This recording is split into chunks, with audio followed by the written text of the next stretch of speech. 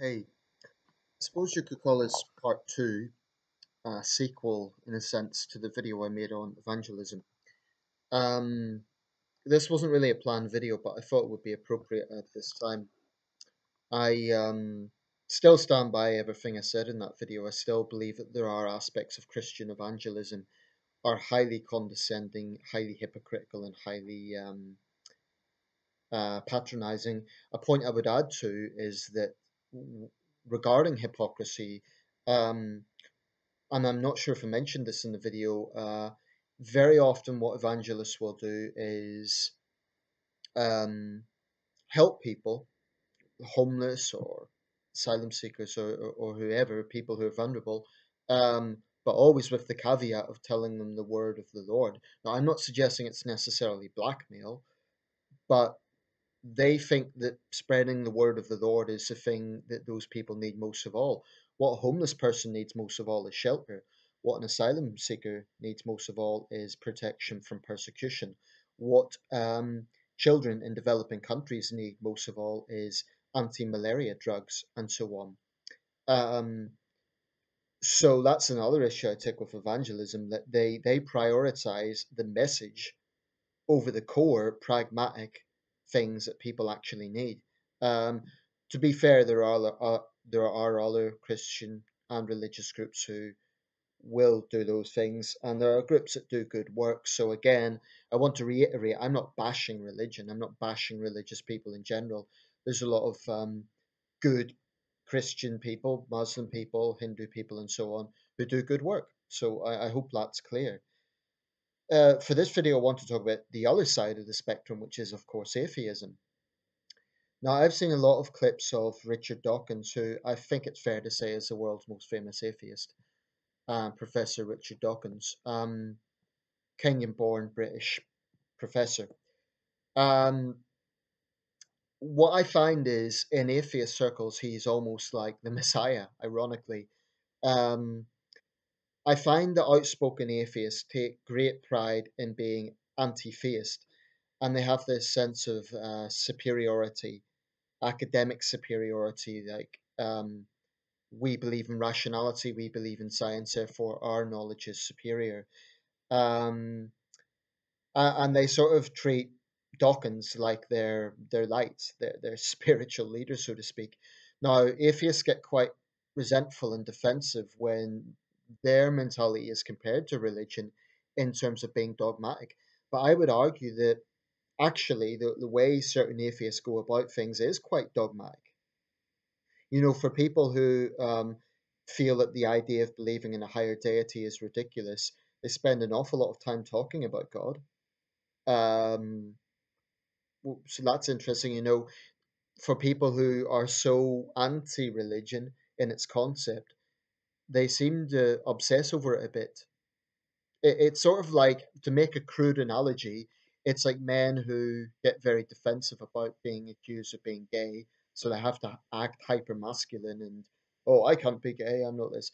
So atheists are very vocally anti-religion, at least I should say certain atheists are, and yet they seem to obsess over religion as well. Um, where evangelists might push the religion, atheists can actually push their views as well, and they can be just as sensitive actually as certain religious people. I've noticed this. What I want to do in this video is discuss some of the things that I actually take issue with atheists, and also wider issues of atheist viewpoints. Now, like I said with the previous video, this is not going to be an attack on all atheists. I've known atheists who just get on with their life. They don't believe in organized religion. They believe there's no proof of anything. And I respect that. I respect that they're coming from a point of pragmatism. But one thing that does irritate me somewhat is when atheists sort of want to distance themselves from atheist arrogance. And there is atheist arrogance out there.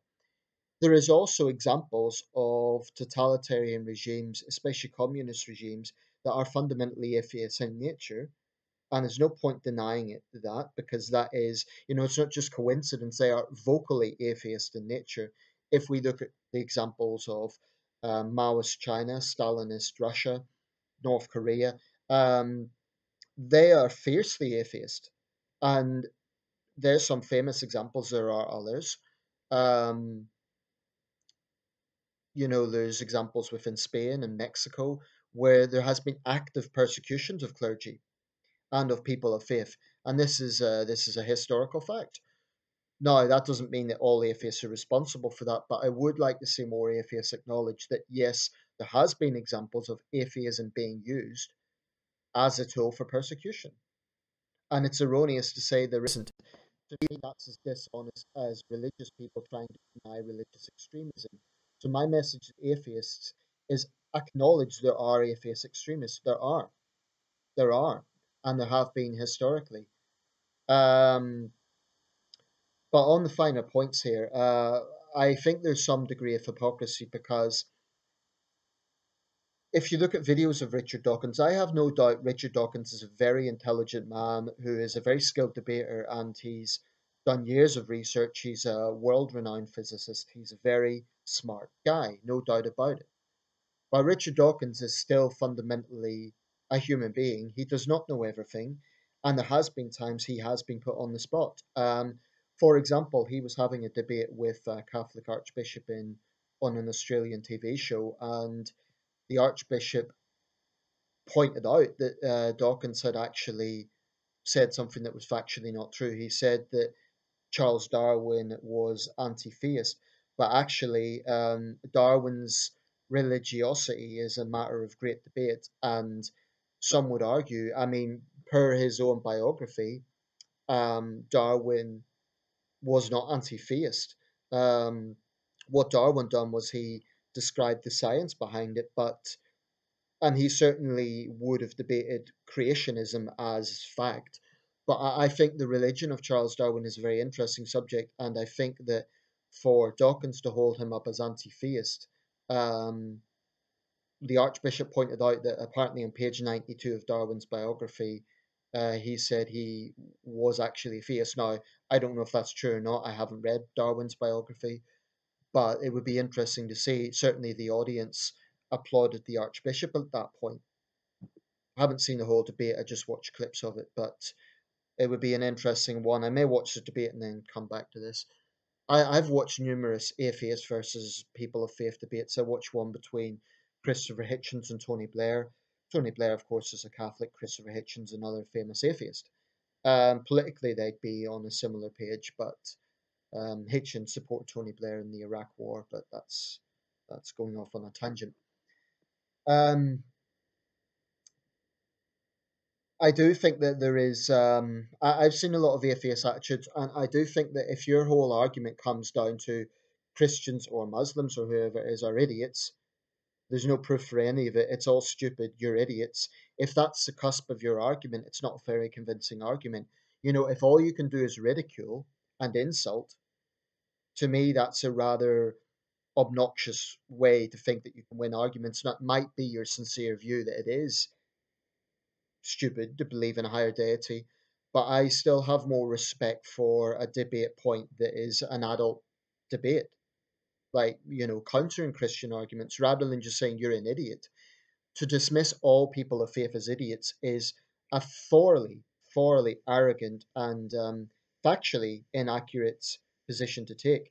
There are many examples of people of faith who have PhDs, who are highly intelligent people and skilled debaters. So I do think it is profoundly pig headed for certain atheists to have the whole cusp of their argument basically people of faith are idiots, we know better, and we have divine knowledge. Also, about Dawkins, I find a lot of atheists treat him like he knows everything. There's actually a bit of a personality cult going on around Richard Dawkins, and I find that atheists fail to notice the hypocrisy in attacking religion for worshipping a higher deity when they treat Richard Dawkins like he knows everything. I mean, you see this on videos. You see, like, oh, Dawkins owned this bishop, Dawkins owned this Christian, Dawkins makes a fool of these people. Dawkins knows everything. That is the mentality.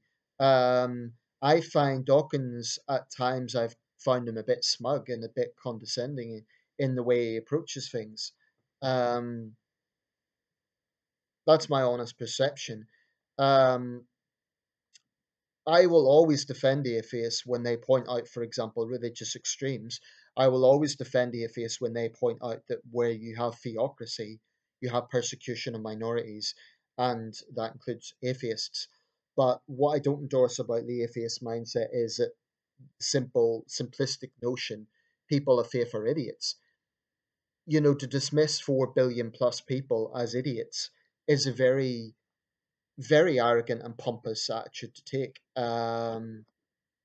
You could argue in communist states where people had no choice but to not follow faith, they were just as much about that was just as much about having to follow the crowd as religious people in very religious societies. That's why I'm a secularist. I am not a hardcore atheist, and hardcore atheism is just as much a threat to secularism as theocracy is. I do not want to live in a society where people of faith are bullied into silence, any more than I want to live in a theocracy where people of faith impose their views on everyone else. And that's something I will take issue with atheists on if that is their position. And like I say, this isn't all atheists. There's many atheists that are, of the view live and let live. Now, about the idea of atheism itself, I'll be quite honest. My reason for not being an atheist is perhaps rather simple and rather selfish. And that is, honestly, I fear the idea that when we die, that's it. To me, that is a very bleak and dark and depressing thought. And I cannot prove the existence of God or heaven. It might all be complete fantasy. But to me, I think that it does give people a stability of focus in a way that atheism doesn't. I just cannot see anything to feel good about from the notion that we eat, we sleep, we fornicate, we die, and that's it. There's that old saying, science can explain how, but not why. And to me, that is where atheism does hit a wall. Why? Well, why is it that human beings are evolved more than any other animal if life doesn't have a purpose? I've heard the atheist argument that because death is finite, because that's it, that makes us lead life to the full. Okay, so how do you then explain where life is not equal? And you get, for example, children dying of malaria and tuberculosis. I suppose this is also an argument to be used against religion, that there isn't a fair God, that God is cruel and anything but egalitarian. But it also flies in the face of the atheist argument that because death is finite, then we live life to the full, but life is not equal. And why is it, for example, you have war criminals and dictators and torturers living into their 90s, and you get innocent children dying of malaria and tuberculosis at 5 years old? And honestly, I have a direct question for atheists with the greatest of respect. Are you honestly, hand on heart, forget about religious views for a second, but hand on heart, are you okay with the idea that when you die, that's it? That is just it? No, I've no doubt they will say it won't matter because their conscience is dead. But I'll be quite honest, I find that terrifying. I'm not hiding anything, I find that terrifying. I find it very bleak and very pointless. And it may well be the accurate version of events, but I find it incredibly bleak. It reminds me actually, there's a scene in The Chronicles of Narnia. The BBC done a series in the late 80s, actually in this case 1990, The Silver Chair, where the character Puddleglum, if you're familiar with the story, um, I don't want to go into big synopsis about the story, but basically it was written by C.S. Lewis, so obviously there is a religious perspective there, but it was an interesting line where basically they're being held prisoner by the witch. It's an underground kingdom, and she is putting magic on them, like so they don't believe in Narnia, the land of Narnia above. Now, there's a line where Puddleglum, played by Tom Baker, says, "Well, madam, our make believe world, our fantasy world above, may all be fiction, but I would rather have that world than your real dark world. So, in a sense, I suppose that's sort of how I view heaven. It may well be complete make believe. And of course, there's no evidence for it, there's no physical evidence. But then you could argue there is no physical evidence for something like love or fear necessarily, at least not any direct, palpable touch evidence. They're feelings, they're abstract. So just because we can't see a higher deity, does that mean that a higher deity isn't there? That's why I'm far more attracted to agnosticism, because I find it's more practical than either atheism or firm organized religion.